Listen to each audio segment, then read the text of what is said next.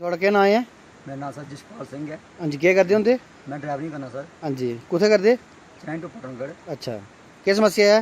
समस्या सर ये है कि रोड की हालत जी बड़ी खस्ता, बड़ी अच्छा। जबरदस्त खतरनाक है, क्योंकि 2 साल हो गए PMG ने कम लाए दा, ਉਹਦੇ ਵਿੱਚ कोई खड्डा नहीं भरोया, कोई किश नहीं किया उन्हें।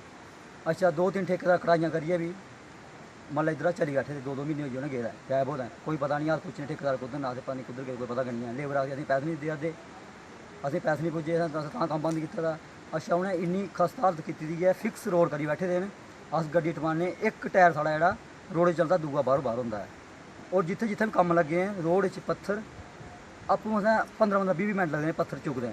कि ठेकेदारें पुच्छो कि पत्थर कु'न्नै चुकने, असें लेबर ने चुकना, लेबर होंदी गै नहीं है चुकने कु'न्नै। ओह् आपूं असें पब्लिक एक दिन चनैनी थाना दा मुंशी साहब मेरे कन्नै पटनगढ़ आए, मुंशी साहब ने पत्थर चुके दे, उं'दा मैं नांऽ नहीं जानदा सर दा, लेकिन ओह् आए, उ'नें 2 बंदे लाए, आपूं भी कन्नै लगे उ'नें पत्थर चुके न।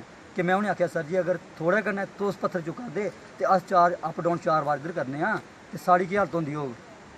अच्छा सर सवारियां पैसेंजर जेह्ड़े बड़ी मुश्कल कन्नै मतलब कोई डिलीवरी केस आवा दा, कोई बमार है, इस बेल्लै बरसात चला दी, कुसै मतलब हैजा उल्टियां शुरू हो दियां न, मतलब कोई चांह्दा कि जल्दी कोला जल्दी हॉस्पिटल पुज्जी जा, मगर असें 3-3 साढ़े 3 घैंटे लगदे न। बारिश होंदी है नाला पानी जंदा, नाला असें 3 घैंटे असें नाला गड्डियां खड़ियां करियै रखना। नालें च पुल वगैरह नहीं है? कोई पुल नहीं है। कोई भी ऐसा कोई टाइम आ जांदा असें रिस्क लेइयै गड्डियां, बड़े निक्के निक्के बच्चे मतलब न्हेरा होना पर आई जंदा, असें अपना रिस्क लेइयै ते गड्डियां रवार पार करना पौंदियां न। फ्ही ते इस आस्तै असें बड़ियां एप्लीकेशनां दित्तियां, अखबारें च बी कढाया, मगर साढ़ी कोई सुनाई नहीं होई अज्ज तक। अज्ज कल साढ़ी गड्डी जेह्ड़ी फिक्स रोड हा, गड्डिया स्लिप मारी, गड्डी मतलब कछली साइड पत्थर पर चढ़ी, गड्डी भज्जी चुकी दी है। अगर बाहली साइड जंदी तो गड्डी मतलब कोई ना कोई हादसा होई जाना हा। एह्दी सारी जेह्का सारे ड्राइवरें किन्ने रातीं बेहियै एक्स सरपंच साहब थे इत्थै, उं'दे कन्नै बेहियै मीटिंग कीती कि उ'नें आखेआ कि तुस रिस्क मत लाओ, कल गी हादसा होई जा कोई तुसें फसी जाना, एह् गल्ल करो, स्ट्राइक करो, हड़ताल करो, तां तक कोई अफसर इत्थै नहीं पुजदा ते गड्डियां मत हिलाओ। ते असें हून असें एह् सोचे दा कि तां तक साढ़ा एह् मसला हल नहीं होंदा, तां तक एह् खड्डे नहीं भरोंदे न, असें गड्डियां नहीं लानियां रोड उप्पर दा, तां तक हड़ताल उप्पर पौना।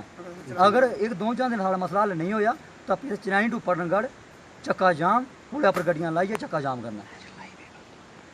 अग्गें अगर एह् नेईं कार्रवाई होंदी कोई एह्दा अग्गें केह् थुआढ़ा स्टैंड है? एह्दा अग्गें साढ़ा एह् स्टैंड है कि असें पुलै पर मतलब धरना पर बेही जाना, बिच रोड दा धरना पर बेही जाना, चक्का जाम करना, टोटली गड्डी बंद कर टोटल गड्डी बंद करनी, कोई मोटरसाइकिल, कोई कार, कोई पैसेंजर गड्डी, कोई लोड कैरियर कोई नहीं चलना देनी। मतलब 2-4 दिन अंदर साढ़ा मसला हल नहीं होया तो असें फ्ही एह् पुलै पर चनैनी 2 दिन का टाइम चनैनी पुलै पर असें बेहियै धरना देई जाना, फ्ही असें कोई गड्डी चक्का जाम करी जाना। अच्छा ठीक है।